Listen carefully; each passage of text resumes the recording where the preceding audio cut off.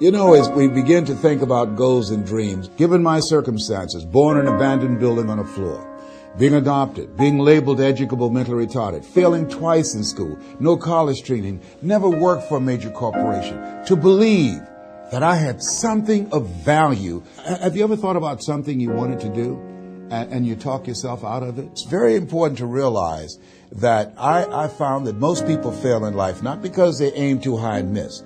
Most people fail in life because they did just like I did for so many years. They aimed too low and hit. They didn't believe in themselves. So I want you right now to revisit and look at your goals and dreams, and let's raise the bar. And I want you to say with me, it's possible. It's possible. It's possible. I can do this. I can make this happen. No matter how bad it is or how bad it gets, I'm going to make it. It's possible.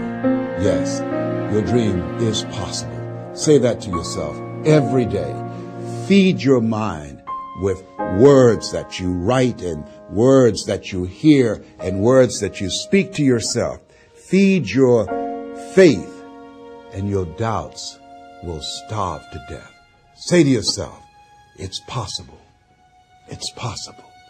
It's possible. Even when you have no evidence to point to, say to yourself, it's possible. There's nothing as powerful as a made-up mind. It's a struggle sometimes to do that, especially when you have people around you telling you that it's not possible, that you can't do it.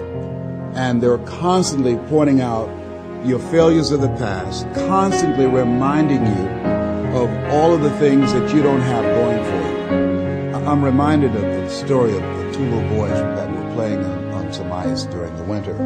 And as they got further out on this ice, one fell through the thin ice.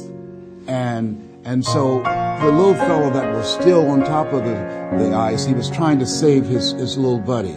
And he couldn't reach him. He was trying to pull him. He could see him through the thin ice as he got further away from him, struggling.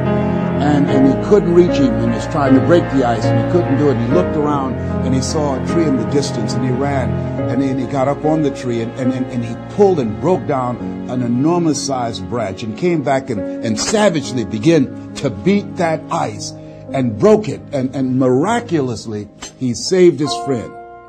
And when the paramedics came, and they were able to revive this little boy, they were scratching their heads. They're trying to figure this out. Said, how could this little pruny fellow go up in a tree and break off a branch this size and then come back and beat and break the ice and save his friend? They thought it was just miraculous. It was baffling.